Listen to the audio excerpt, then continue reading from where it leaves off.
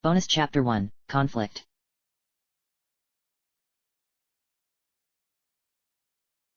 The Legend of Sunset Shimmer, Majora's Mask. By Ganondorf 8. November 20, 2017. Bonus Chapter 1, Conflict. Looking back on what I experienced during my adventure in Termina, I had become a much stronger person. Sure, I was tormented to no end both personally and seeing what was inflicted upon other people, but through it all I gained a better understanding of myself. Despite my own flaws that stemmed from my troubled past, I could appreciate the fact that I helped those who needed it by providing them a sympathetic ear whilst solving the problems that plagued them. I had earned humility, yet it was a painful victory as it was what I lacked during my time as Princess Celestia's student. This, coupled with a better grasp of how friendship worked, I had saved an entire world from destruction by manipulating the very fabric of time. This wasn't new for me, as I had saved another world and the one that I now called home, but the sensation of having accomplished such a feat was one I couldn't help but indulge myself in. But, I knew not to let it get to my head, as there was an unfortunate side effect that resulted from this recent world being saved. When I saved Hyrule from Ganondorf, only I remembered the events, resulting in my friends having trouble believing me, but this time they knew what had happened. Ganondorf made sure that they would remember the events of Termina, and it resulted in me having a lot of questions to answer. Unfortunately, it was a really awkward time for us in that so much happened. First, we saved Camp Everfree from being closed down by a business tycoon, a guy named Filthy Rich, whose name was appropriate, and gaining both new magic and magical forms in the process. That alone was a major headache because of how Twilight Sparkle struggled with accepting what she had done as Midnight Sparkle and dealing with Gloriosa Daisy, whose ambitions, whilst honorable in their own way, lead us to having to face off against another person who was consumed by equestrian magic. A few weeks later, we had to deal with the Shadow Bolts, who wanted to win a dance competition. It might not sound like much, but Rarity was dead serious about it, followed by solving what turned out to be a rather obvious mystery that could have prevented the new Daring Do movie from being released. Rainbow Dash would have been crushed. About a week or two after that, I met Starlight Glimmer, the real one and not an alternate version, and we hit off pretty well despite her not remembering the events of Termina, yet this was short-lived as we had another person who got consumed by equestrian magic, Juniper Montage, though she wasn't as bad as Twilight Sparkle and Gloriosa. When the problem with Juniper had been resolved, my friends finally decided to confront me about the elephant in the room, and I knew there was no point in trying to change the subject or not wanting to talk about it. I was fortunate in that other issues came up that distracted us from having to deal with that particular issue, but deep down I knew it was something that had been on their minds ever since everything was changed back to normal. In a way, this was Ganondorf's means of giving me one final bout of torment, knowing my friends would hound me until I confessed to what I knew. I wished Princess Twilight had been there to help me answer their questions, but she had her duties in Equestria to attend to. On a side note, Her Highness had been extremely giddy in recent days, and I was confused by her sudden lapse in character until I was given the explanation. She and the pony versions of my friends had succeeded in performing a miracle, the restoration of the 6 pillars of Equestria, the heroes who were the stuff of legend. No one knew what happened over 1,000 years ago until now, thanks to Princess Twilight's constant geeking out over her idol, Starswirl the Bearded, resulting in their return. Do I know much about the pillars? Not at all, as not even Princess Celestia knew anything other than Starswirl disappearing without a trace. I've no doubt that Her Highness is going to be sending me messages talking non-stop about them until I either tell her to stop or she gets bored. Unfortunately, this news from my birth home couldn't avoid what I had to deal with in the form of answering my friends' questions. If there was a saving grace, they didn't ask about the Triforce of Courage inside of me. I didn't know if they were aware of it or not, but their remaining questions proved difficult for me to answer. Several days ago. I know you all have questions relating to what happened about 2 months ago, I said. Y'all guessed correctly, Applejack said. I sighed. I'd hoped to have not been put on the spot like this, but I knew there was no way of avoiding it. How in the hay did we end up in that plumb crazy looking world? It's complicated. Applejack slammed her fist onto the table, leaving behind a crack that trickled across but didn't break it. Now wait just a gosh darn minute. How can ya say something like that given that all of us remember what happened? Sunset. I know y'all don't like talking about your past, but you can't expect us to accept that for an answer for even a second. Saying it's complicated makes it sound like you don't think we can handle it, and that's pure bunk. Rarity nodded. Agreed. I mean, Applejack's method is much too vulgar for my tastes, but her point still stands. We've been through so much together, darling, so the idea of you thinking less of us just because we don't understand what's been going on is completely unfair. You know that we are going to keep on asking questions until you cave in and answer them, so I think it's best for you not to take that route and simply come clean. I insist on it as it will make things much more smoother rather than being tense. Way to make me look like the villain, Rarity. Perish the thought. What are y'all getting at? We all remember what happened when our world changed into that other one. Rarity answered. We've been putting off confronting Sunset about it for quite some time, too long if you want my opinion, because of other commitments getting in the way. What we saw cannot be undone no matter how much we try, and for that we simply must know the truth or else we shall suffer endless nightmares. Welcome to my world, I said, sighing. Chillax, Rainbow Dash said, in an attempt to get the tensions to simmer down. While I thought it was awesome that I was a fearsome pirate who commanded a fierce and loyal crew despite being evil at the same time, there's no need to grill Sunset even if she does know what's going on. She then darted her head left and right in hopes no one outside of her circle would hear what we were discussing. We were in the library at our usual table before continuing. Don't feel pressured into explaining yourself, Sunset. Yeah, I know it sounds weird that I'd say something like that, but I feel you're being given too much unwanted stress. That is weird, Rarity said. Y'all feelin' okay there, Dash?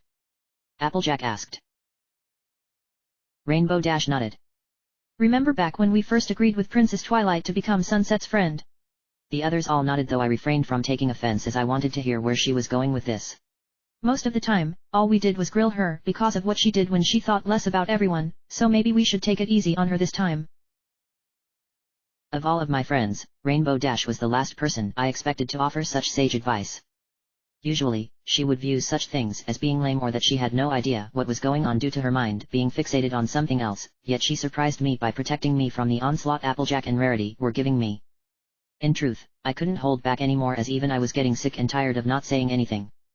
Despite my hesitation towards it, I began telling my friends everything about what happened, including my personal torment, Ganondorf, Princess Twilight's involvement, and even Starlight Glimmer. It felt good getting so much off of my chest by telling them everything, but it quickly soured when I was reminded by Applejack that she and the others had been given a similar explanation before regarding my previous journey and what I said about it. At the time, my friends didn't really believe me and thought me having either dreamt it or I was going through some stress, but they didn't have that excuse now. They had to have believed me now, as they remembered what happened thanks to Ganondorf. I chose to ignore Applejack and continued with my explanation until I finished, requiring some water afterwards as it took quite some time. Twilight Sparkle was the first to ask a question. So you couldn't use your magic? I shook my head. I had to rely on my own skills and whatever else I could find. I can't believe you whooped the butts of both those demons, Rainbow Dash said. That wasn't my favorite moment. Still, it was totally awesome you did that. You're missing the point, Rainbow Dash, Twilight Sparkle said. Rainbow Dash scoffed. Whatever. Twilight Sparkle continued. Still, I can't even begin to imagine the kind of torment you went through, Sunset. Had we retained our memories during that experience, we could have helped you, but instead we were forced to portray the characters we had been designated as. So many familiar faces, both friend and foe, and none of them could help with the sole exception of Her Highness, the other me. I'm surprised she kept her memories even though she started out like the rest of us. If not for her, we'd still be stuck in that world, I said. I'll admit that I did be the owner of my own farm, Applejack said. But, why is this Ganondorf fellow so interested in you? He wants me to become his servant. My friends were shocked upon hearing me say that, and as expected, Applejack was the first to say something. What? He wants y'all to do that? I hope you refused, as there's no way any of us could accept such an outcome. You're not evil, Sunset, and that's the honest truth. I lowered my head. There were times when I allowed myself to listen to his words at the beginning. You're not evil. I'm still resisting, but I don't know how long I can keep it up. That clearly didn't settle well with Applejack. So? Y'all are thinking of giving up, are you? Sunset. You were the one who saved our butts not once, not twice, but 3 times despite TA odds being squarely against you, and you were pushed to TA limit, yet here y'all wanna just quit and let this guy mess with your mind? Princess Twilight would be ashamed if she saw y'all right now acting like this. Rarity then stood up. Maybe talking about this wasn't such a good idea after all. Rainbow Dash scoffed. You think? Applejack? Maybe we should give Sunset some space. But we've still got plenty of questions. Applejack answered. Yes, but she's clearly showing signs of not being up to the task, Rarity said, pointing at me where they saw that I had since buried my head in my hands. I know this is an awful lot for us to take, and yet Sunset is feeling it the most. As much as I would like for her to continue explaining things, we should come back to it another time when clearer heads are prevailing and not brash arrogance. Applejack then looked at me and realized that Rarity was right. Shoot. I didn't mean to make her feel so stressed out about it. I mean, she did say that she stopped listening to that guy's words, but hearing her say that she can't resist made me lash out because she is much tougher than that. Heck, Sunset is more resilient than ta resto us, and that's sayin' something given that we're still common talk grips what with us having magic and whatnot. Applejack then looked at Rainbow Dash with a smile on her face. Guess we should have listened to you instead of making things even worse. I like it when you say I'm right about things, Rainbow Dash said. Don't let it give you a swollen head. Me? A swelled head? Pfft. You're right. Both Applejack and Rainbow Dash began jabbing at each other in a playful manner, leaving Rarity, Pinkie Pie, and Fluttershy rubbing the bridges of their noses in frustration over seeing such a display, yet Twilight Sparkle chose to comfort me instead. On a personal note, I'm glad that you managed to put Sunset Demon to rest. I know it must have been a nightmare for so long, but I'm happy you can move on with your life. I am surprised that you also took down Midnight Sparkle, but then I dealt with her with everyone's help. If you want us to have a better understanding of this, Sunset, we need to know more. I sighed. I'm not ready for that just yet. Give it some time. How much though? Not too long, otherwise we might think you were trying to cover it up. I looked at Twilight Sparkle squarely in the eyes and nodded. I need a week or two to calm my nerves before we can try this again. In the meantime, I need to keep my mind occupied, otherwise I'll likely relapse or something and become even more irritable than I already am. I promise that I will tell you guys everything, as you're all part of this now, even though I wish that weren't the case. What was my method of keeping myself occupied? I decided to ask Rainbow Dash if I could borrow the same book that I read before after my previous journey ended. It wasn't the smartest idea imaginable, as I should have gone with something that wouldn't remind me of my experiences in Termina. Much to my surprise, Rainbow Dash agreed to let me borrow her book, and even more surprising was the fact that it was a new edition. It had additional lore the previous version lacked, and so once again I found myself with the Hyrule Historia in my hands, the very book that housed legends of this video game world that essentially was a part of my life. This new version cleaned up some information that had been deemed incorrect in the older edition, and while I wanted to read up on that, I wanted to read about legends that I had either ignored or glossed over at the time. It was also much thicker, a testament to it having more content, though there was no way I could get through so much in a single sitting without my brain turning to mush. Like before, there were images that accompanied the text along with footnotes designed to explain things for those who were curious, so I could imagine myself witnessing what transpired within the endless stream of words that were before me. Looking at the table of contents, I could see that it was more streamlined than before. They made an effort to make it more user-friendly, so I began combing through to see what would take my fancy. Initially, nothing stood amongst the earliest known legend, though I was admittedly curious about the Four-Sword, but I kept looking until stopping at something that honestly made me question why I never noticed it before. My eyes focused on the section dedicated to Ocarina of Time, and in particular, a chapter that talked about an event which had occurred before Ganondorf's rise to power. Memories of my journey through Hyrule then began flooding through my head, and yet this was something I didn't know about. I felt compelled to know about this event, as it would give me additional information that would satisfy my curiosity. I was beginning to act a lot like Princess Twilight in that regard, so flipping through the pages, I came to a stop at the chapter in question. I was greeted with an image of the different tribes that existed in Hyrule, though they were at each other's throats. I wasn't surprised at seeing Ganondorf's people fighting, but the other tribes definitely shocked me to my core. The Hyrule Civil War, I said to Majora. Why do I have a feeling that this is going to make me feel miserable by the end of it? Knowing that I couldn't refuse my curiosity, I grabbed a cup of hot cocoa which had been brewed several minutes ago, took a sip, put it down on the side table next to me, and began to read about this event. Hyrule had seen its share of problems ever since it was first founded as a kingdom in ages past, yet nothing compared to what happened 10 years before Ganondorf's eventual rise to power and the darkness that plagued the land for 7 years. It seemed that the tribes of Hyrule had grown distant towards one another in recent centuries as a result of the changing landscape, famine, conflict, and other factors that resulted in strained relationships. It didn't help that other tribes, namely the Zora, Gerudo, and Kokiri had begun to make themselves known to the Hylians, Borons, Sheikah, and the fairy folk who thrived where fountains could be found. What should have been friendly encounters quickly turned sour when each of these new tribes claimed territory that had been sought by other tribes, resulting in tension flaring and conflict following soon after. One example involved Lake Hylia. Why must you insist that the lake belongs to you? The water flows down from our domain in the northeast until it reaches the lake. What a terrible excuse. What? You air breathers are so ignorant that it makes me wonder how you managed to survive for all these centuries. Like I'll allow a fish freak to tell me what to do. This body of water is the territorial right of the Zoras and we shall fight to the very end in order to keep our claim. We Hylians came here long before you abominations crawled out of the water, so this lake belongs to us. Then we have reached an impasse. I'm going to give you fish freaks an ultimatum. You have until the end of tomorrow to clear out of the lake and never return. If you refuse to leave by then, we'll have no choice but to slaughter you all until there's no one left. Typical of you air breathers to want to resort to violence in order to get your way.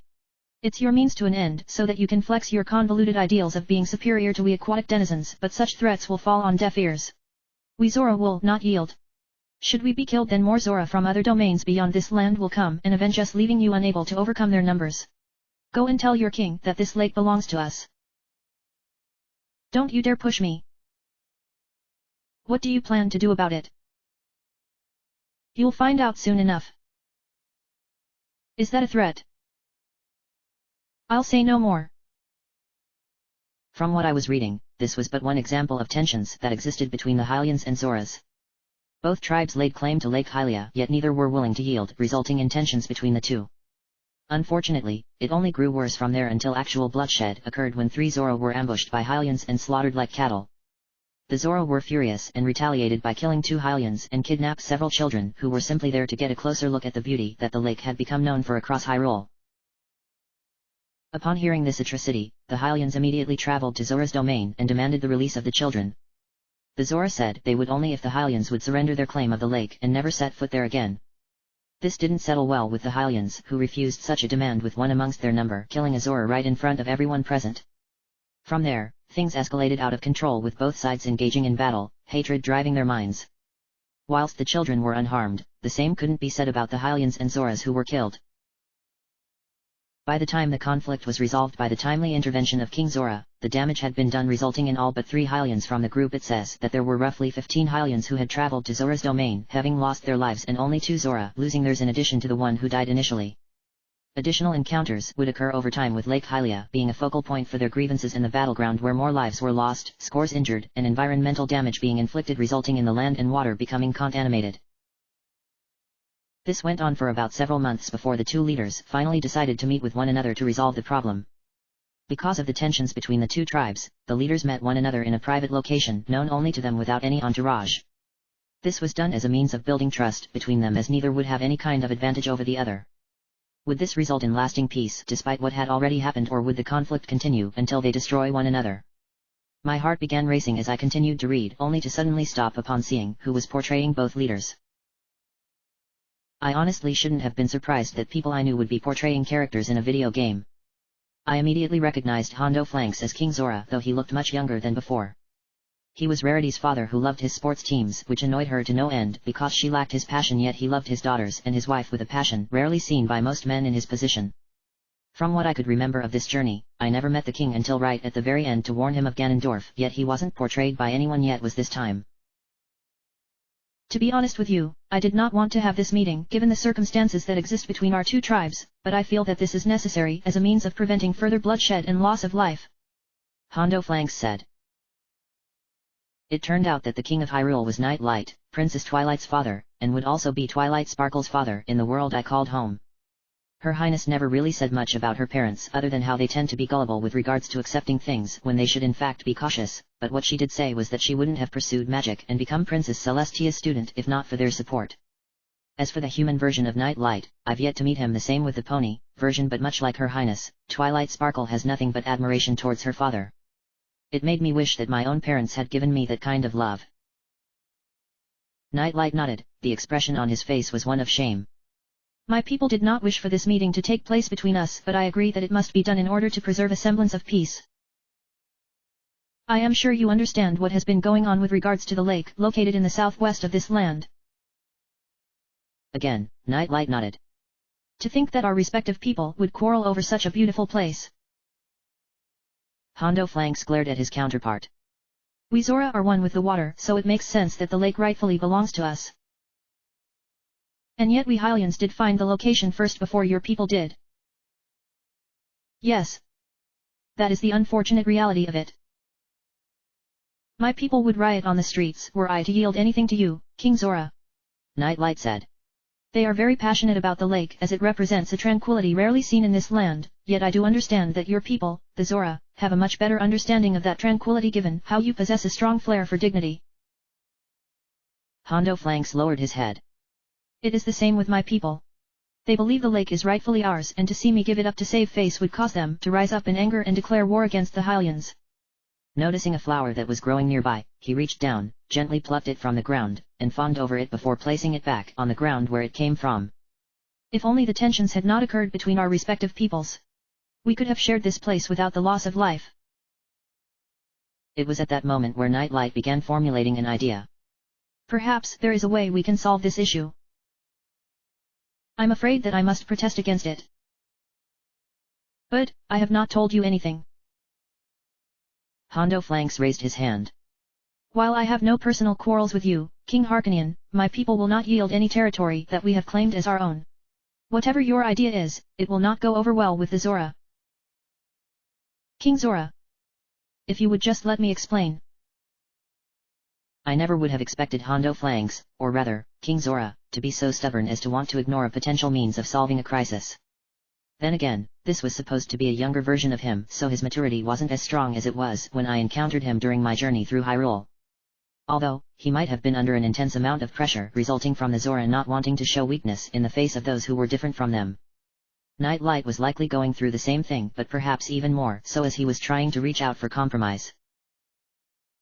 Who knew that there were such tensions that existed between the tribes of Hyrule? Granted, when I was there on my first journey, there was nothing but peace to be had barring the actions of Ganondorf, but reading about what happened was a complete shock. If tensions were bad between the Hylians and the Zoras, I feared what I would learn with regards to the former dealing with the Gorons, Kokiri, and especially the Gerudo.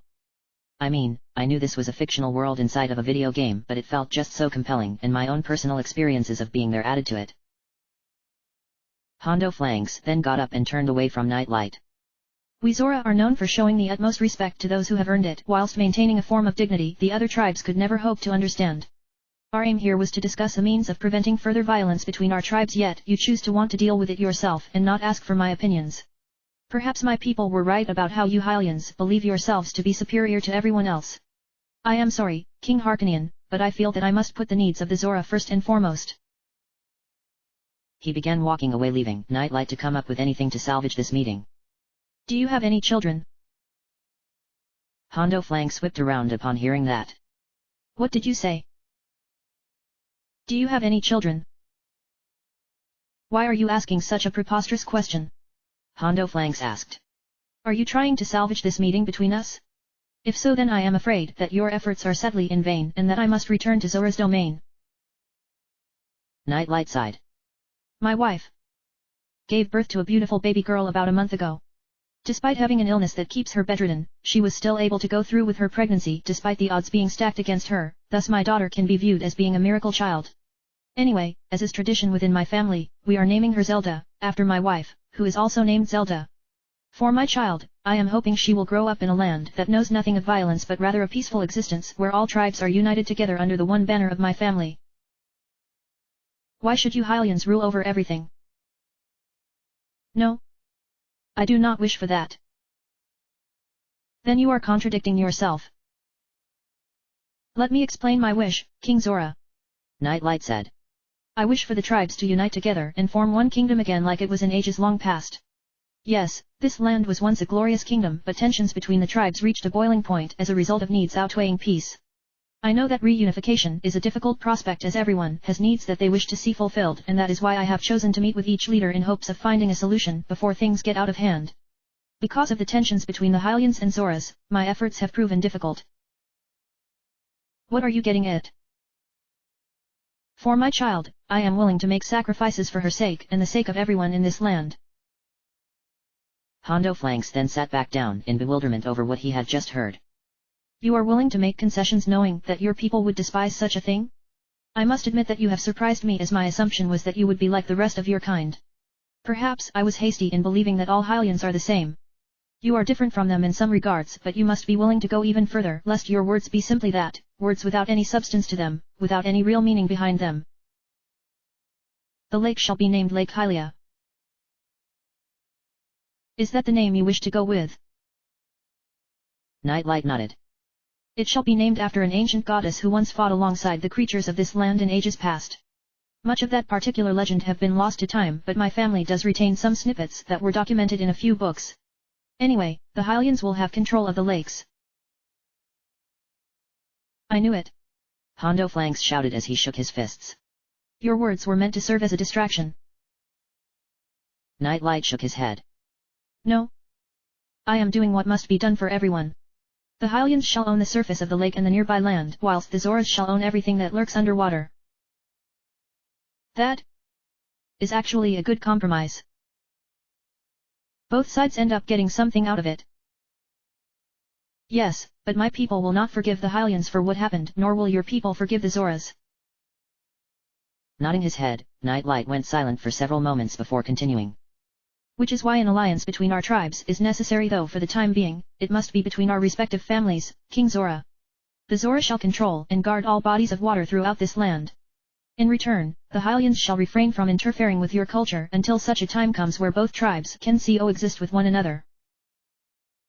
An alliance does sound like a good idea, but I am not convinced. What more must I do? You have done more than enough, King Harkonian.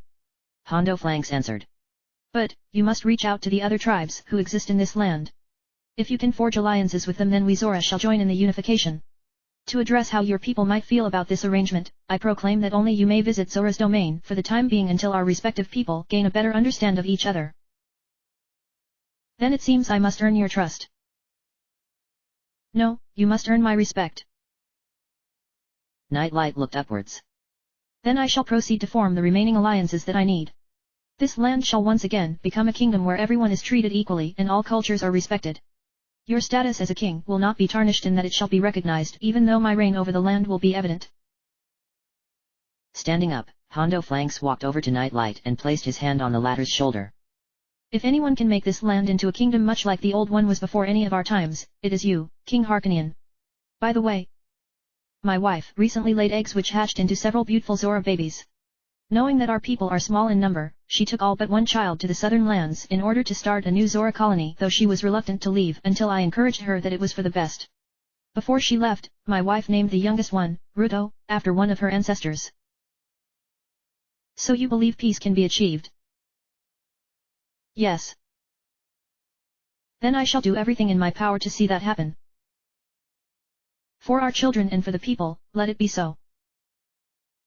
Looking up from the pages of text, I was surprised at how both monarchs were able to come to a compromise, all because one of them asked about whether the other had any children. It made me happy knowing that they found a common bond, even though it cost the lives of innocents from both sides to reach that point. King Harkonian showed tremendous humility by making the first move with King Zora accepting and adding his own contributions. Still, they should have come up with a solution much sooner, as then there wouldn't have been any senseless deaths. I quickly flipped back to the table of contents to see how long this section about the Hyrule Civil War, and I was surprised to see that it covered roughly 30 pages. I had no desire to read through everything, as some parts were more significant than others and I'd likely fall asleep before finishing. Flipping back to where I was before, I skipped through some pages, though I made sure to read snippets here and there just to make sure I got the gist of the events. There were some additional conflicts between the Hylians and Zoras, though no lives were lost, and an incident involving the Hylians visiting the Kokiri forest only to be frightened away by something. Another incident involved the Shiika going on a spying mission to learn more about the Gerudo, which resulted in the entire party losing their lives in the desert that existed beyond the fortress the Gerudo called home. A footnote revealed that there weren't many Sheikah left during this time, as most had died in service to the royal family of Hyrule throughout the centuries, and those who perished in the desert left only the sole survivor, an attendant to Princess Zelda by the name of Impa. My mind then suddenly got flushed with memories of my encounters with this Impa, who was portrayed by Applejack when I was there. To be the last one of your kind must have been nothing short of an eternal nightmare with so sign of it ever ending yet. According to the reminder of the footnote, Impa served as any attendant would do in her position regardless of what had happened to her people. As much as I wanted to continue reading more about her life, I chose instead to focus on the Civil War in hopes of seeing what else had occurred. Flipping through a few more pages, I came to a stop upon seeing an image of a familiar person resulting in me slapping my forehead. I knew it was my mind showing those I knew in my life as these characters, but I wished it hadn't been so subtle here. Why is Pinkie Pie in this book? I asked myself before reading further. Not only did King Harkonian have to deal with the Zoras and their claim over Lake Hylia, but also the mountain people known as the Gorons, who laid claim to Death Mountain and were willing to fight to defend it. They also wanted more territory, namely a small village that had been built at the base of Death Mountain and was originally the home of the Sheikah. Whilst their love of eating rocks was well known, their fighting prowess wasn't as obvious. Gorons weren't pushovers by any means in that they could easily overpower anyone who stood as an obstacle. Of all the Gorons, the one who was seen as the strongest was Darunia, their tribe's patriarch, though they preferred to call him their big brother. I remembered Pinkie portraying this particular character. Seeing her swinging around that oversized hammer in my mind was something I'd never forget during my journey, and she was as fun-loving as always, though she was more focused on protecting the other Gorons. I also recalled that there were tensions with Darunia that revolved around being disrespected, to which he took great offense. If Pinkie is portraying Darunia again, I wonder what she'll be like as a younger version of herself. I shuddered to think of such a thing. A younger Pinkie was more dangerous than an older one, as being young meant having a more wild personality, and she was definitely wild given how her parties had a tendency towards breaking every rule of physics several times over. According to the book, Darunia had every intention of leading his brothers to the village at the base of Death Mountain and conquer it, but was having doubts over whether he was making the right decision. King Harkonian, several days after having met King Zora, wished to meet with Darunia in hopes of avoiding conflict. Why are you looking so glum, Darunia? Wah! Pinkie Pie shouted as she jumped slightly off the ground before patting her chest where her heart was. Even though you're my older sister, Maud, I wish you wouldn't keep on surprising me like that. I'm likely to receive a heart attack one of these days. I just walked up next to you and asked a question. Maud Pie said. Yes, but you are so quiet that you act like a ghost or something. I stopped reading and rolled my eyes upon seeing that Maud Pie, Pinkie Pie's older sister, was once again portraying a Goron. At least this time she was alive and well, as opposed to the opposite like she was in Termina, but I shouldn't have been surprised to see her. I was surprised that Pinkie's other sisters, Limestone Pie and Marble Pie, were absent, given how all four of them were pretty close despite Pinkie being the odd one out because of how she behaved differently from them. Maybe they would make an appearance as I continued reading, or maybe just Pinkie and Maud were necessary for this. Scratching my head, I continued reading. Why are you pacing back and forth, Darunia? What? Pinkie Pie exclaimed whilst smiling a dishonest smile that was easy to recognize as being false. I don't know what you're talking about, Maud. Me? Pacing back and forth? Pfft. Don't be silly. I'm just looking down at that village below at the base of Death Mountain. Maud Pie looked down at the ground for a second before looking back up at her younger sister. Then why are there scuff marks from your hammer? Pinkie Pie sighed. I never could get anything past you. I am just observant, that's all. You should have been made the big boss of the Gorons. Maud Pie shook her head. Our brothers chose you to lead us, Darunia, as you possess the greatest strength and experience. Besides, you are a descendant of the one who freed our ancestors from the dragon that once terrorized this mountain. I am also his descendant through blood, though I lack what you possess, strength. I could never lead our brothers without them not taking me seriously. But you're older. Age doesn't have anything to do with it, Maud Pie said. As long as any of us can remember, we Gorons choose our leaders based on strength, conviction, compassion, and being level-headed in a given situation. While you struggle with that last one, you excel in the other three qualities, making you the best candidate. In any case, your leadership is needed now more than ever. Swinging her hammer around a few times, Pinkie Pie slammed into the ground, a sign that she didn't appreciate Maud's answer, but also knew that she was right. Ever since that messenger who represents King Harkonian wished to meet with me, I've been thinking about what it would mean for the Gorons. From what I was told about the messenger, he looked rather scrawny, as though he had no meat on his bones and looked like he could get pushed aside without any effort. Maud Pie raised an eyebrow. I am surprised that you didn't lose your temper when you found out. Oh, I was angry that these Hylians would send someone like that to see me. But, But, I've too much on my mind right to even worry about that. Pinkie Pie answered. She pointed down at the village below before turning her attention towards a higher elevation of the mountain that looked like it was moving, though it was in fact a collective of Gorons who appeared to be agitated.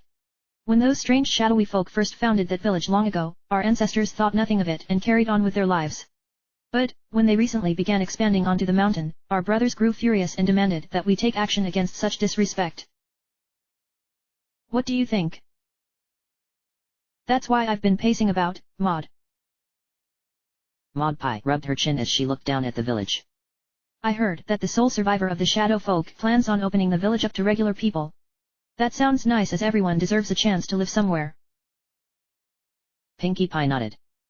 But our territory has been violated when they began expanding. I've refrained from initiating an attack because I believe that would solve nothing, but the others are demanding retribution by taking the village for ourselves. What do you plan on doing, Darunia? I don't know. Maybe their leader will help make a decision. You mean the king of the Hylians? Maud Pie nodded. He is on equal footing with you, sister, so if anything he should be able to come up with a decision on how to solve this. Pinkie Pie grew enthusiastic at first, only to become glum shortly afterwards. Even if we were to find a solution, our brothers wouldn't accept it. They would prefer to go wild and destroy whatever was in their path out of sheer anger, and you know how difficult it can be to stop a Goron once he is mad. If this King Harkonian is a man of character who can stop this village from expanding into our territory, we might be able to work things out. I might even make him an honorary member of the Gorons, though I expect to be treated as an equal in return and not simply someone who he can step on whenever he likes. You are conflicted. Don't I know it? No wonder Pinkie Pie didn't know what she wanted to do. On the one hand, her pride as a warrior was being tested, as she was remaining civil over a situation where her people were clearly furious and demanded her to take matters into her own hands as leader and do something. On the other hand, her will to please her people had gotten shaky, as she believed a physical altercation would result in the Hylians entering Death Mountain to seek revenge. While she had no doubts that the Gorons were far stronger than the Hylians, their numbers were smaller than theirs. Having all that pressure was never any good, as it would cause complications further down the line, yet I was surprised to know that Kakariko village was originally the town where the Sheikah resided. If I did know, then I had forgotten. Being within proximity to Hyrule Castle town made sense, as the Sheikah were ready to act upon the king issuing them a command, but since Impa was the only one left, allowing common folk to live there would give them roofs over their heads rather than just let it rot for eternity. If there was one thing I had to question, it would be why build Kakariko village at the base of Death Mountain? If it had been built, say, somewhere near the center of Hyrule, I knew there was a ranch there, but it could have been incorporated into the village. It would have solved all known problems with the Gorons not feeling that their territory is being threatened and the king having his personal spies close at hand. My curiosity grew deeper as I continued to read, and it became apparent that Darunia was going to make a crazy decision that would change the outcome. Why did I feel that way? He seemed like a civil man on the outside, but was prone to bursts of rage were he pushed far enough. To Darunia, his people meant everything to him and had to make difficult decisions. Would he seriously consider attacking a village that wasn't much of a threat despite the incursion they had made? An act like that would have made him come across as being ruthless and unreasonable, but perhaps he was concerned that the Hylians would continue expanding Kakariko village, therefore taking more land from the Gorons. I do remember Darunia as having a mean streak when especially upset, but the idea of seeing him resort to excessive violence was too much for me to bear. You need to make a choice, Darunia. And I have, Maud. What did you decide? I'm going to meet with the Hylian king as he requested. Pinkie Pie answered. If he and I can forge an alliance where both of us are treated with the same respect, he and I shall become sworn brothers. He must also help deal with the problem his people are causing down below in that village. I know that our brothers won't be happy when I tell them about it, but they must remember that I am the big boss of the Gorons. My decision is final. I am happy that you came up with something. Pinkie Pie then grabbed her hammer and lifted it up effortlessly. However, should I find that this King Harkonian is deceitful in any way, I will have our brothers attack that village and take it over in the name of our sovereignty. Maud Pie merely blinked. Are you sure about that? Pinkie Pie nodded. I must place diplomacy over aggression for the good of my people, but I must also make sure we are treated fairly. I know that we Gorons had an alliance of sorts with the Hylians back in the ancient days, but those times will never return. If the Hylian king wishes to forge an alliance, he must be willing to respect me. I will not question your decision. I'm the big boss, so what I say goes. Now we need to focus on the other matter. There's something else. Magpie nodded. Ever since the people from the desert first made themselves known, they have been attacking anyone who sets foot in their territory. I know we are on the other side of this land, but their actions could drag us into a potential conflict we shouldn't really be a part of. I meant to mention this to you earlier, Darunia, but you were so fixated with how to deal with that village that I chose to hold off until you had come to a decision. Who is the leader of those desert people? Someone wearing heavy black armor. I wouldn't want to meet someone like that. My entire body shivered at the notion that Maud had mentioned Ganondorf, but then I remembered that he was the king of the Gerudo thieves before his eventual rise to power, resulting in him conquering Hyrule by getting his hands on the Triforce. Even before he plunged the kingdom into darkness, he proved to be a threat to the land simply because his people were causing unrest by attacking those who entered their territory without permission. If I remembered correctly, Ganondorf was the only male amongst his people, hence why he was made their king, though I suspected it had to do with tradition more than anything else. While my heart wanted me to read up about the actions of the Gerudo, my curiosity wanted me to know whether the Gorons attacked Kakariko village. Turning to the next page of the Hyrule Historia, I was greeted with a positive result in that no attack ever occurred, but then my heart sank upon learning another truth. Instead of attacking, they instead simply rampaged through the village to reach Hyrule Field, where a much larger conflict had erupted. I had hoped Darunia would have shown restraint or at least common sense, but I supposed his pride as a warrior blinded him. Flipping through several more pages, I reached the section that was dedicated to the Gerudo. I knew some aspects of their culture, though now I could learn even more thanks to the information contained within this book. The Gerudo were a band of desert nomads who were relatively unknown through Hyrule's history in that they didn't appear anywhere in history books until around the time of Ganondorf's rise to power. It said here that a pair of Hylian men accidentally discovered the Gerudo when they were curious about what was located to the west of Hyrule Field, as it was an area no one had ever explored before. The two men were captured and treated harshly because of their gender by the Gerudo, but were eventually released by order of Ganondorf, though I suspect he may have had ulterior motives in doing so. After that, the existence of the Gerudo became common knowledge to the Hylians, resulting in the Hylian king, Harkonian, to attempt to forge an alliance, but he quickly discovered that they weren't interested. He believed it to be a misunderstanding and made a second attempt at forging an alliance, but again he was denied by the Gerudo. After that, he focused on forming other alliances but held out, hoping they would join one day.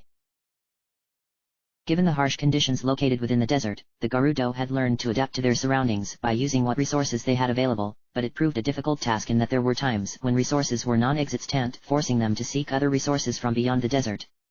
They chose to target the Hylians as they were the closest, and did so by using a combination of nightfall and their thieving skills. Surviving out in the desert meant training one's body to fight against anything, with the strongest being viewed favorably amongst the others. As I continued reading, I soon discovered that there was a hierarchy amongst the Gerudo below their king.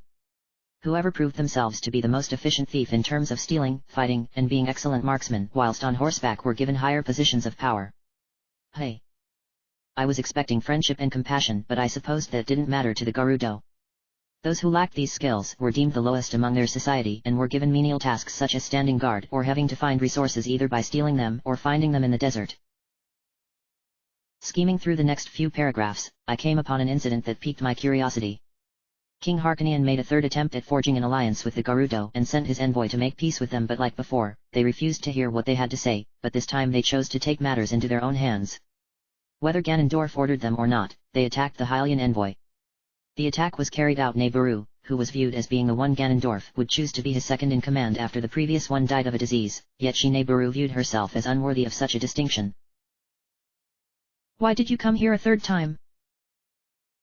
We only wish to speak to your king about forming an alliance with our king. Then you have not only wasted your time but ours as well. Please. We believe that this alliance between our tribes shall be beneficial for everyone. We of the Gerudo know you cannot be trusted. Why do you think that? Aside from the great Ganondorf, all men are useless and nothing more than mewling cowards who think of themselves as brave souls. We can see that you hide behind your fellow men, hoping to use them as shields rather than face us yourself. Like we said to the others, we acknowledge your existence but refuse to form an alliance. Go back and tell he who sent you out here our message, and don't ever come back here again, or else you will force our hand. But that isn't what our king wishes. Leave. Now. Please be reasonable. At that precise moment, Nebaru appeared on the scene, having heard the commotion. I wasn't surprised to find that Rainbow Dash was portraying her like she had done when I was going through Hyrule, yet she was much younger than before, an indication that these events took place long before Ganondorf's rise to power. I also recognized Spitfire as being the one who had spoken with the envoy. She was also younger, though if I recalled correctly, she had an issue with Rainbow over her status as second in command, but perhaps that isn't a factor here as this was years ago. What is going on here, Spitfire? Rainbow Dash asked. Spitfire turned to face her and rubbed the bridge of her nose. Those Hylians sent another envoy in hopes of getting to meet the great Ganondorf. I have told them that we aren't interested in forming an alliance yet. They keep on insisting on wanting to meet him. It's like they just don't get it at all.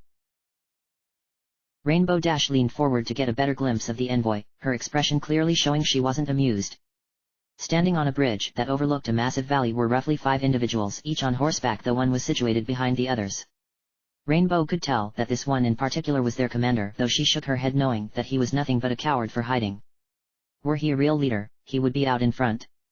The others looked even less threatening to her as they lacked weapons, meaning that they would run away at the first signs of battle. This group is even worse than the last one was. I know, right? But, you have to admit that they are persistent. Spitfire shrugged. I guess, but this has really gotten on my nerves. Do you want me to take care of them? Wouldn't that be beneath you? Rainbow Dash shook her head. I could do with some entertainment to relieve me of my boredom. Besides, we need to get as much out of them as possible. Spitfire was taken aback by this, yet Rainbow assured her that this was what Ganondorf wished of them.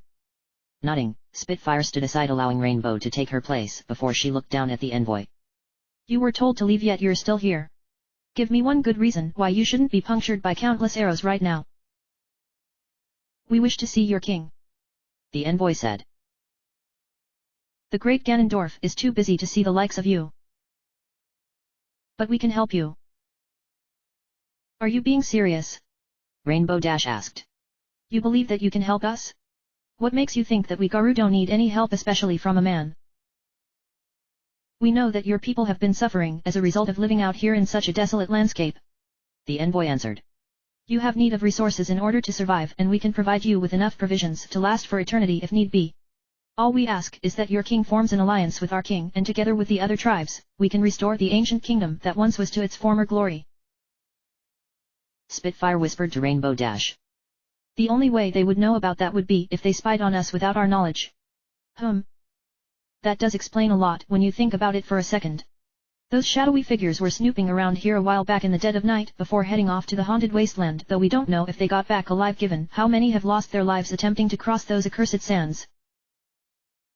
They were foolish to go out there.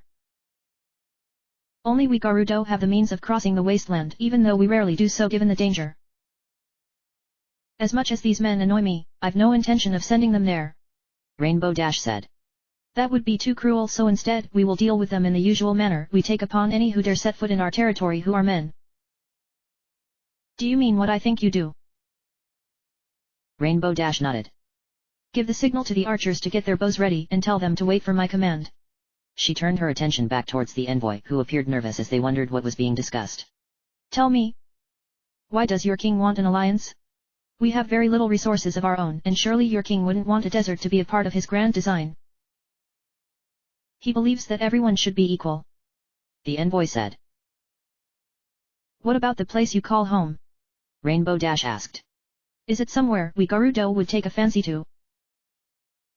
The envoy nodded. Our town is a place where everyone from all across this land are accepted and can come to experience exquisite beauty. We have shops that cater to everyone's needs, places where you can play games, but the best part is seeing the majestic sight of our castle. I'll admit that we could do with more guards, as those already in place are few in number and they tend to not move about very much. Anything else? There is a great fairies fountain somewhere on the castle grounds. That's all we needed to know. What are you talking about? Rainbow Dash turned towards Spitfire but spoke out loud so that the envoy could hear her. Once again, we refuse to form an alliance with your people. The great Ganondorf has no need of your help and he will not tolerate any more of you coming out here. Let this message from him tell you that you are no longer welcome here in our territory, and I trust one of you will make it back alive to inform your king about it. Nodding her head, Spitfire then gave the order for the archers to rain arrows down on the envoy whilst Rainbow walked away from what was about to happen. In her mind, she didn't want to witness the bloodshed that was about to occur, but she wasn't about to question Ganondorf's command. The envoy's horses freaked out and began panicking whilst the men tried calming them as arrows rained down from above. 2 men were skewered by numerous arrows, killing them instantly, with a third meeting his end when his horse bucked him from his saddle and he fell into the valley below. The envoy, who had done all of the talking in the name of King Harkonian, was killed when he was struck from behind in the neck and back as his horse was retreating. As for the remaining man, he managed to escape on his horse, yet this was intended as the Gerudo wanted one to report back to the Hylian king of what had transpired. None of the horses were killed, much to my own personal relief given what I really am. Spitfire then ordered an end to the arrows given that there were no longer any targets, and celebrations erupted as the men had fled with their tails between their legs. Spitfire then walked over to Rainbow Dash, who didn't watch the proceedings. I know you're not fond of seeing people get killed, Neighboru, but we have to do what's necessary for our own survival, and those Hylians needed to know that we would no longer tolerate their frequent intrusions. I know, but sometimes I think we're going too far with it. Yeah, I can see where you're coming from. On the other hand, you make a valid point. At least, we don't have to deal with the likes of those Hylians anymore, Spitfire said. I'm sure this experience will keep them from coming here again, unless their king is so stupid that he decides to come here in person. Rainbow Dash sighed. We'll be dealing with them soon enough. What do you mean? There's a reason why I came over here. Oh, so this wasn't a pleasure call. Rainbow Dash shook her head. We've been given a command by the great Ganondorf to prepare ourselves to leave for the field by nightfall. He wishes to attack the Hylians and lay claim to their land as a means of expanding our territory and provide us with valuable resources. No doubt they will retaliate as a result for killing 4 of their envoys, so expect more bloodshed in the coming hours. The great Ganondorf also said that we should prepare to give up our lives so that he can succeed and elevate both his status and our own futures.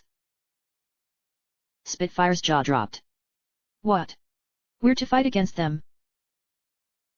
Rainbow Dash nodded. I'm against the idea of killing those Hylians, but we must obey the great Ganondorf. Why would he want to attack them? The reason he isn't here is because he visited the temple out in the desert. He went to meet those 2 Gerudo witches again, didn't he? Spitfire asked. Rainbow Dash nodded and the former sighed. I know those 2 are fellow Gerudo and deserve the utmost respect, but I do wish they wouldn't keep on influencing the great Ganondorf like they do. Sure, they are his surrogate mothers and raised him when his mother died after giving birth, but they have been a bad influence on him. If his mother were still alive, she would have condemned those 2 witches. We're not in a position to question him, Spitfire. I know, but I feel as though we're going to get ourselves killed, Spitfire said. I mean, we're both teenagers, Neighboru, and have our lives to look forward to.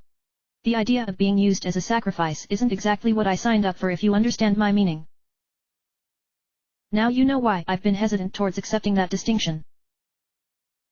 Spitfire's eyes opened wide. What? You mean you haven't decided if you intend on becoming the new second-in-command? Of all the women in the fortress, you are seen as being the most worthy in the great Ganondorf's eyes, and that means you're at the top of the pecking order. I'd gladly accept such an honor, but I know you feel like someone else should have it instead. Neighboru. Take it from me when I say you shouldn't let this opportunity slip by. I was once considered for the position, but the great Ganondorf cast me aside when I proved unworthy in his eyes. I still feel pain even to this day over it. I could recommend you given my position. You would do that? Rainbow Dash nodded. I prefer being a common thief who does what she needs to in order to get by. You have way more influence than I do, and besides, the others cling to you like mewling kittens. The great Ganondorf will be better served with someone like you, Spitfire, so when he returns from the desert, I'll speak to him about having you become the new second-in-command instead of me. Despite his aloof demeanor, he will listen to me as he enjoys my company despite him being only a few years older than both of us. She then paused for a moment to let it all sink in regarding what they were doing later. Come on. We had better get ready for nightfall. I wasn't at all surprised that the Gerudo would kill those envoys at the behest of Ganondorf.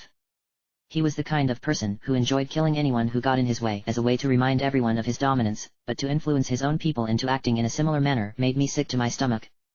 At least Neighboru didn't resort to such barbaric means despite her connection to Ganondorf, one I was sure she sometimes despised. No. She hated the very thought from what I remember, but again, this was a younger version of Neburu. Her convictions wouldn't amass themselves until later on in her life. Turning the page, I was confronted with a large image that showed the Gerudo attacking Hyrule Castle town with the royal guard responding in kind. There were buildings burning everywhere, innocent people running for their lives, and of course, lifeless corpses from both sides were strewn about. According to the description below the image, the Gerudo stopped their attack after a couple of days before retreating. Did Ganondorf suspect that his assault was pointless? Or did he have something else in mind? I couldn't even begin to imagine what was going through his mind when this happened, and I'm glad for it. Reading on, I learned that as a result of the Gerudo attacking during a time where King Harkonian was visiting Darunia in hopes of forging an alliance with the Goron leader, he was forced to abandon his mission and left Death Mountain to return to his people. This wouldn't have been an issue had the king not left during the ceremony, which would have made him an honorary member of the Gorons as well as Darunia's sworn brother. Being snubbed in such a manner infuriated Darunia, resulting in his people trampling through Kakariko village as I learned before and into Hyrule Field, where they intended on attacking the Hylians as well out of spite. Because of the conflict having had the Gorons join in, things had gotten worse for King Harkonian until he discovered another problem had occurred. The Zora, who had refrained from additional contact with the Hylians, had investigated the conflict in hopes of understanding what was going on. One of them was killed by accident when a Hylian soldier assumed they were acting aggressively, resulting in further chaos. All at once, every tribe within the kingdom were at each other's throats, all because Ganondorf had started things and unfortunate circumstances caused it to spread. With renewed vigor along with chaos happening all around, the Gerudo attacked again, though they also had to deal with the Gorons and Zoras in addition to the Hylians. Many lives were lost as a result of this civil war, and it lasted for a few weeks. According to the book, there was one tribe that didn't get involved, mainly because the others never knew of their existence and because their guardian knew that getting involved would only worsen things. Protected within the safety of the forest, the Kokiri lived a peaceful existence under the protection of the Great Deku Tree. Unlike the other tribes, the Kokiri stopped growing when they roughly reached the age of 10, thus they remain kids for the entirety of their lives. Hey! I do recall hearing about that from someone, but I couldn't put my finger on it. I guess my memories of my Hyrule journey are getting hazy, I said to myself. Yet my memories of Termina seem to be getting stronger, which doesn't sound right. Mulling it over for a few moments, I decided to not pay it any mind and continued reading. Despite not aging physically, the Kokiri do age like the other tribes, so it wasn't like they were eternal. One thing they were told by the Great Deku Tree was to never leave the forest under any circumstances. Doing so was said to result in their lives coming to an end, though this was never proven as few records exist about them. Another thing they were warned about was to be wary of those who would enter the forest and to stay away from the Lost Woods, an area deep within the woods where those who were curious enough became lost.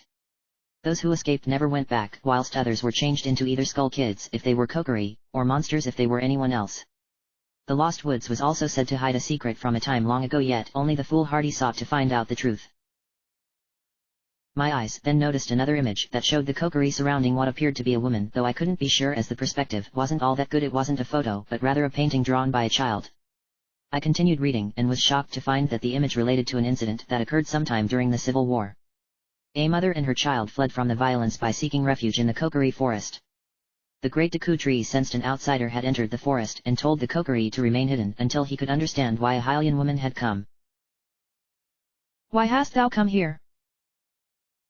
I fled from the conflict that has engulfed this land with my precious child. Thou must be from one of the tribes who insist on fighting amongst themselves. Yes. I am aware of what has been going on beyond these sacred trees, and I am not impressed with what I have seen.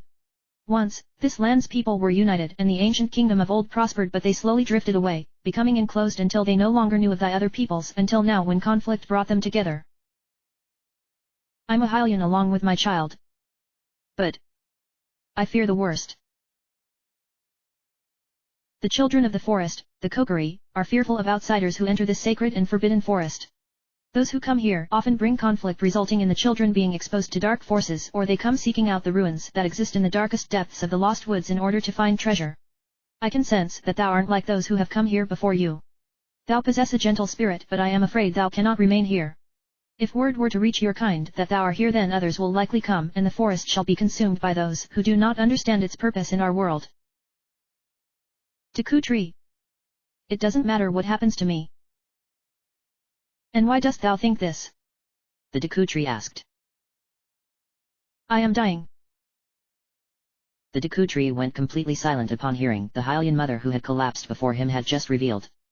While he was a benevolent spirit who was wiser than most other beings that existed in Hyrule, his first priority was protecting those who dwelled within the forest, the Kokiri, from outsiders no matter.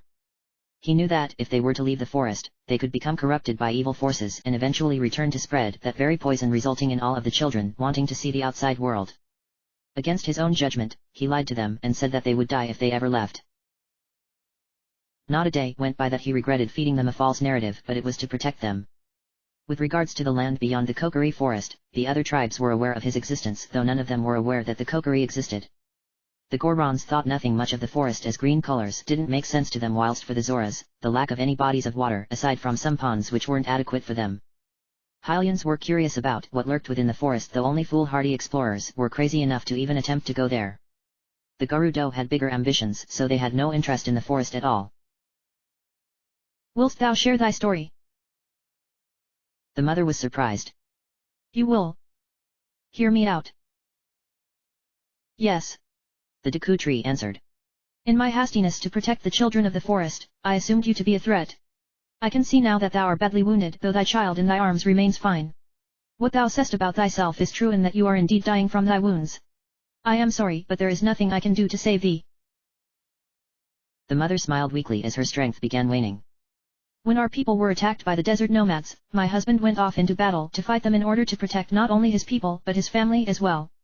Sadly, he perished in the conflict, which broke my heart, but I knew that I had to be strong. For the sake of our child. Knowing that it wasn't safe, I chose to flee with my child, in hopes of finding a safe haven. You chose this forbidden forest. It was the only place I could think of. Whilst this forest is under my protection and the Kokiri can live here in peace, I am not above helping others who have need of it. As I fled from the violence, I was attacked by several of the desert nomads. The mother said. I could not defend myself, as it would have meant causing injury to my child, who is nothing but a baby. Fortunately, they turned their attention towards others who attacked them, allowing me to flee. I suppose that I should have sought medical attention for my wounds, yet I had to keep going to ensure my child's safety. With what little strength I had left, I was able to reach this forest and appear before you, Deku Tree. My life has now become forfeit, and death will claim me shortly. Dost thou have a request? I do. What is it? The mother began struggling to speak as her life began leaving her. I will not live to see my child grow up, nor will he ever know of his parents. But I wish for you to take him into this forest and protect him where I could not. I know this is unusual, considering my child is not one of the forest children. But surely you can see that he deserves a chance at having a peaceful life. I can sense something about your child. What do you mean? He is destined for greater things one day. The mother was surprised as she started coughing blood. I am happy to hear that. As I lay dying, it's unfortunate that I won't get to see what my child will grow up into. But perhaps it is best this way. Deku Tree, please do not mention to him what became of me. It would break his heart if he knew his mother died in such a manner.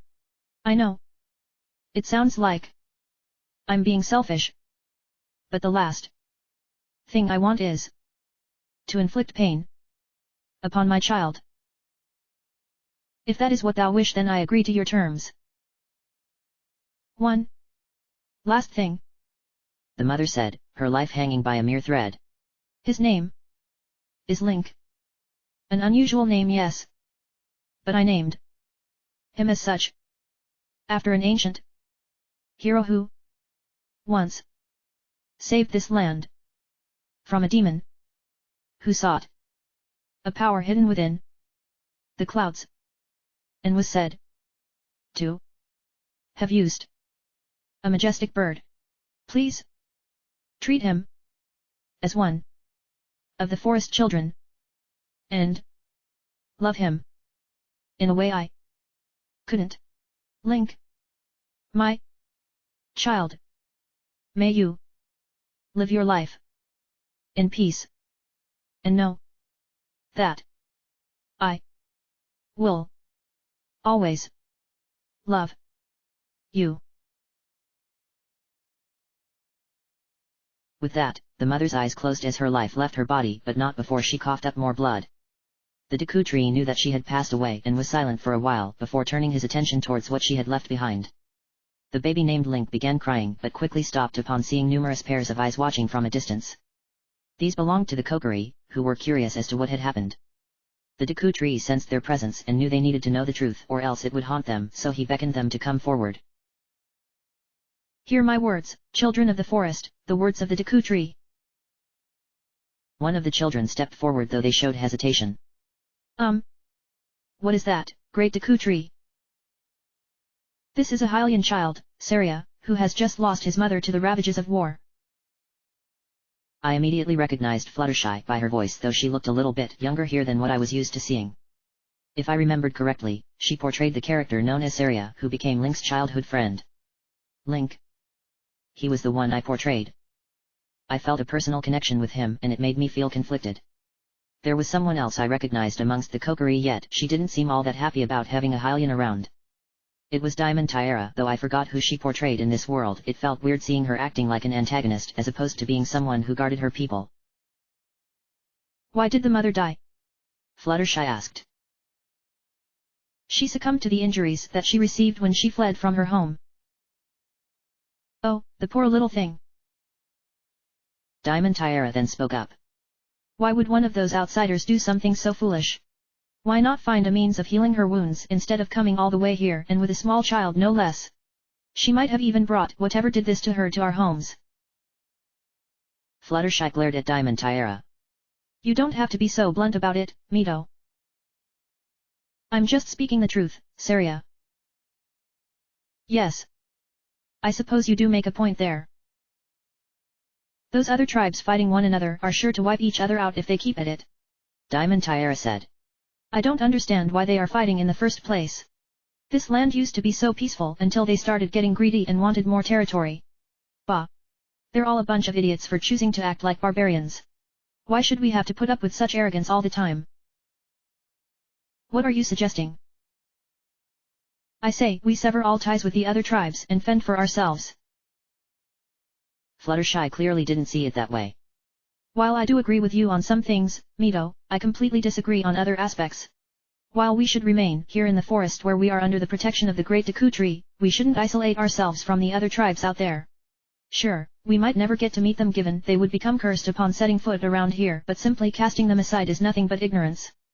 She then looked down at the baby who had been paying attention the entire time. And what about this little one? He is from another tribe, so you believe he should be thrown out of the forest where he will likely die? That's not what I'm saying. It sounds like it to me.